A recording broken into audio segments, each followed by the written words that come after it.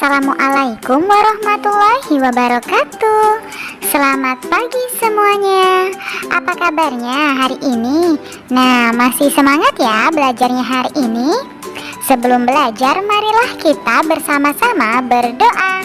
Berdoa menurut agama dan kepercayaan masing-masing. Berdoa dimulai.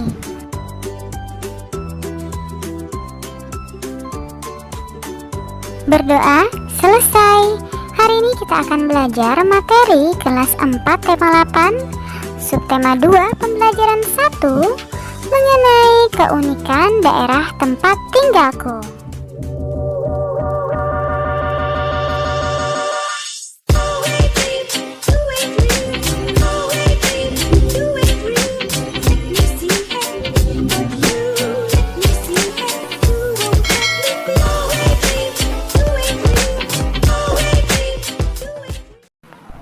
Tujuan pembelajaran kita hari ini yaitu yang pertama, mengetahui keunikan daerah masing-masing. Yang kedua, mengetahui informasi dari teks bacaan. Yang ketiga, melakukan gerakan menendang dan menghentikan bola. Yang keempat, melakukan percobaan menarik mobil mainan. Nah, hari ini kita masuk pada pembelajaran ke-1 subtema 2 mengenai keunikan daerah tempat tinggalku.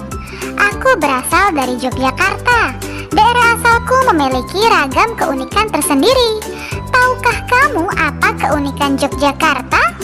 Yuk, kita telusuri bersama-sama. Siti berasal dari daerah istimewa Yogyakarta. Siti bercerita tentang daerah asalnya. Bersama Siti, mari kita cari tahu lebih lanjut mengenai keunikan daerah istimewa Yogyakarta. Ayo mengamati. Siti menunjukkan beberapa foto yang ambil saat dia mengunjungi daerah istimewa Yogyakarta. Inilah foto-fotonya. Yang pertama ada simbol Tugu Yogyakarta. Lalu yang kedua ada tempat wisata Candi Prambanan.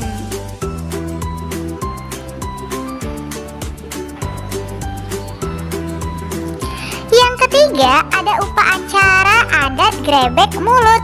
Yang keempat ada transportasi andong. Setiap daerah pasti memiliki keunikan tersendiri, termasuk daerah tempat tinggalmu. Tahukah kamu apa keunikan daerah tempat tinggalmu? Tuliskan keunikan daerah tempat tinggalmu dalam kolom berikut. Keunikan yang kamu tulis dapat berupa keunikan fisik seperti sungai, gunung, sawah, dan bentuk rumah.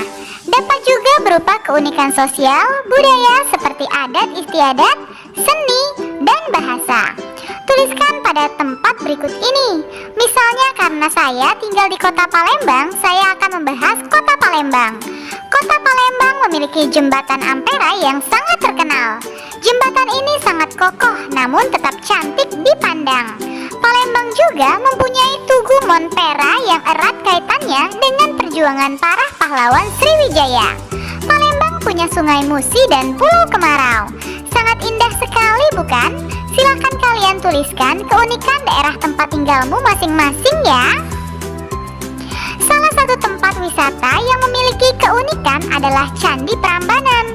Candi Prambanan terletak di perbatasan Provinsi Daerah Istimewa Yogyakarta dan Jawa Tengah. Asal-usul terjadinya Candi Prambanan diceritakan dalam sebuah cerita rakyat yang populer di Yogyakarta. Bagaimana isi cerita tersebut? Mari kita simak bersama. Ayo membaca. Bacalah teks cerita berikut ini. Judulnya Roro Jonggrang. Roro Jonggrang adalah seorang putri dari kerajaan Prambanan. Raja Prambanan, ayah Roro Jonggrang, gugur dalam pertarungannya melawan Bandung Bondowoso dari kerajaan Pengging. Akibatnya Bandung Bondowoso menguasai kerajaan Prambanan. Bandung Bondowoso yang tamak menginginkan Roro Jonggrang sebagai permaisurinya. Roro Jonggrang yang tidak mau diperistri oleh Bandung Bondowoso pun mengajukan sebuah syarat. Aku bersedia menjadi permaisurimu Bandung Bondowoso, tetapi ada syarat yang harus kau penuhi. Jika berhasil, aku akan menikah denganmu. Namun, jika kau gagal, izinkan aku pergi, kata Roro Jonggrang. Apapun yang kau minta akan aku penuhi, Roro Jonggrang. Jika aku gagal memenuhinya, aku akan mengembalikan kerajaan ini kepadamu, sahut Bandung Bondowoso Angku. Aku minta kau membangun 1000 candi untukku. Semua harus selesai sebelum matahari terbit esok, sahut Roro Jonggrang. Baiklah, aku pasti berhasil memenuhi syarat yang kau buat, jawab Bandung Bondowoso Angku. Bandung Bondowoso meminta bantuan pasukan jin untuk membangun 1000 candi. Dalam sekejap, bangunan candi mulai tampak. Roro Jonggrang panik. Dia mengadu kepada Bisumi dayang kepercayaannya. Bisumi mempunyai ide untuk menggagalkan pekerjaan Bandung Bondowoso. Dia segera memerintahkan para dayang untuk menumbuk lesung dan membakar jerami. Suara lesung bertalu-talu dan semburat api yang memerah di langit membuat suasana seperti pagi hari. Ayam-ayam jantan berkokok bersahut-sahutan. Mendengar kokok ayam jantan, pasukan jin terkejut. Hari sudah pagi, kami harus pergi, teriak pasukan jin sambil bergegas meninggalkan Bandung Bondowoso dan candi-candi yang telah mereka bangun. Roro Jonggrang mendatangi Bandung Bondowoso. Roro Jonggrang segera menghitung candi-candi yang sudah selesai. Candi-candi ini hanya ada 999, kurang 1 candi, kata Roro Jonggrang kepada Bandung Bondowoso. Bandung Bondowoso tidak percaya dengan perkataan Roro Jonggrang. Dia segera menghitung banyak candi dan ternyata memang benar, hanya ada 999 candi. Bandung Bondowoso marah besar. Aku tidak akan kalah Roro Jonggrang, aku akan mendapatkan 1000 candi seperti yang kau inginkan. Kenyataannya candi yang kau buat kurang 1 Bandung Bondowoso, kau tetap harus menepati janjimu, sahut Roro Jonggrang. Kalau begitu akan kuubah kau menjadi candi yang ke-1000. Dengan kesaktiannya, Bandung Bondowoso mengubah Roro Jonggrang menjadi patung batu. Patung itulah yang menjadi candi ke-1000. Candi-candi itu hingga kini masih berdiri tegak di wilayah Prambanan. Nah, cerita berjudul Roro Jonggrang termasuk teks fiksi. Sebelumnya, kamu telah mempelajari tentang teks fiksi. Masih ingatkah kamu mengenai teks fiksi?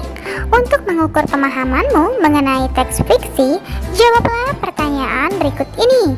Yang pertama, apa yang dimaksud dengan teks fiksi? Jelaskan. Teks fiksi adalah cerita hayalan atau tidak nyata. Cerita ini dapat berdasarkan imajinasi dan kreativitas dari si penulis cerita. Yang kedua, sebutkan tokoh utama pada bacaan berjudul Roro Jonggrang di atas. Tentu saja jawabannya Roro Jonggrang dan Bandung Bondowoso. Yang ketiga, silakan kalian diskusikan bersama orang tuamu. Lalu, tulislah di bukumu masing-masing. Candi Prambanan adalah salah satu tempat wisata yang selalu dipadati wisatawan.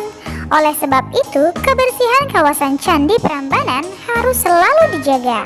Pengelola selalu mengupayakan kebersihan kawasan candi tersebut. Nah, sekarang ayo mengamati. Saat Siti berwisata ke Candi Prambanan, dia melihat petugas kebersihan membersihkan kawasan candi tersebut. Nah, perhatikan gambar di atas. Ingatkah kamu tentang gaya? Menurutmu apakah petugas kebersihan pada gambar melakukan gaya?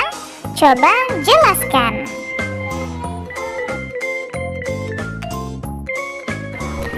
Gerakan mendorong dan menarik yang menyebabkan benda bergerak disebut gaya. Sekarang ayo mencoba. Gaya yang dikerjakan pada suatu benda akan mempengaruhi benda tersebut. Pengaruh apa yang ditimbulkan gaya terhadap gerakan benda? Lakukan percobaan berikut untuk mengetahui macam pengaruh gaya terhadap gerakan benda tersebut. Percobaan 1, menendang dan menghentikan bola. Langkah kegiatannya, siapkan sebuah bola sepak. Lakukan kegiatan berpasangan bersama temanmu. Letakkan bola di lantai. Tendang bola ke arah temanmu. Minta temanmu menghentikan gerakan bola tersebut. Nah, lihatlah apa yang dilakukan Denny dan Edo di atas. Apa yang terjadi pada bola yang ditendang? Bola yang ditendang mengalami perubahan dari posisi diam menjadi bergerak. Lalu yang nomor 2, apa yang terjadi pada bola yang dihentikan? Coba jelaskan. Bola yang dihentikan akan menjadi diam. Nah, untuk nomor 3, silakan kalian diskusikan bersama orang tuamu. Lalu, tulislah di bukumu masing-masing. Percobaan 2, menarik mobil mainan. Langkah kegiatan 2, siapkan sebuah mobil mainan. Ikat bagian depan mobil mainan dengan seutas tali. Tarik mobil mainan perlahan. Lalu, semakin lama semakin cepat. Tarik mobil mainan lurus ke depan. Lalu, belokkan arah mobil mainan. Nah, lihatlah yang dilakukan Benny. Ia sedang menarik mobil. Coba kalian lakukan seperti yang dilakukan oleh Benny. Apakah terdapat perubahan pada mobil mainan yang digerakkan dari lambat ke cepat? Ya, terdapat perubahan pada mobil mainan yang digerakkan dari lambat ke cepat. Yang kedua, perubahan apa yang terjadi pada mobil mainan yang digerakkan dari lambat ke cepat? Coba jelaskan. Terjadi perubahan kecepatan pada gerakan mobil tersebut. Yang ketiga, kamu menarik mobil mainan dari lambat ke cepat dengan gaya. Apa kesimpulan yang kamu peroleh dari kegiatan ini? Ternyata, gaya dapat mempengaruhi kecepatan mobil mainan. Nah, untuk nomor 4, 5, 6, silakan kalian diskusikan bersama orang tuamu. Lalu, tulislah di bukumu masing-masing.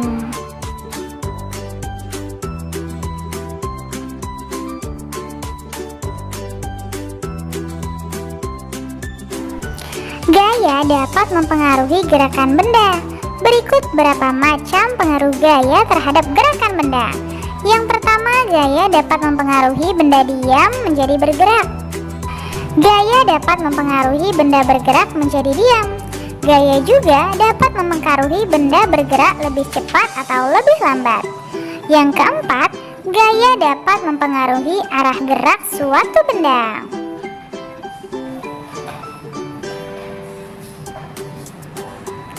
Nah, untuk yang kamu telah mengetahui beberapa macam pengaruh gaya terhadap gerakan benda, sekarang sebutkan contoh peristiwa yang menunjukkan gerakan benda akibat gaya. Tuliskan pada tempat yang telah tersedia ya.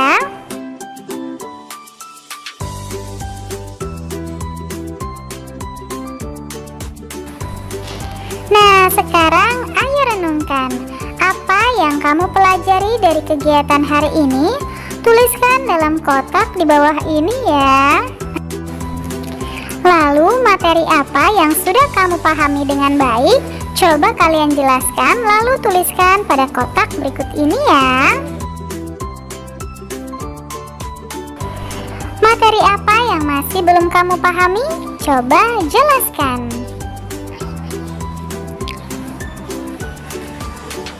Apa yang kamu ingin ketahui lebih lanjut mengenai materi yang telah dipelajari?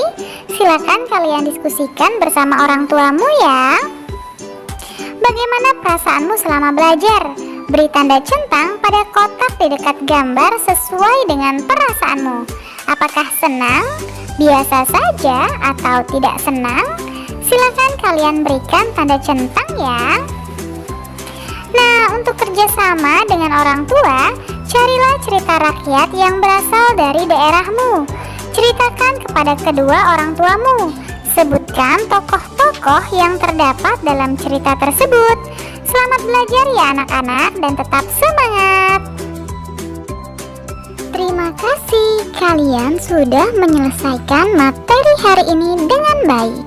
Kamu memang anak pintar. Ayah bunda, terima kasih ya sudah mendampingi Ananda hari ini. Semoga Ananda memahami materi pembelajaran hari ini dengan baik. Jangan lupa untuk membereskan perlengkapan belajar. Berterima kasihlah kepada kedua orang tua. serta berdoalah setelah belajar. Terima kasih, sampai bertemu di materi selanjutnya. Dadah, wassalamualaikum warahmatullahi wabarakatuh.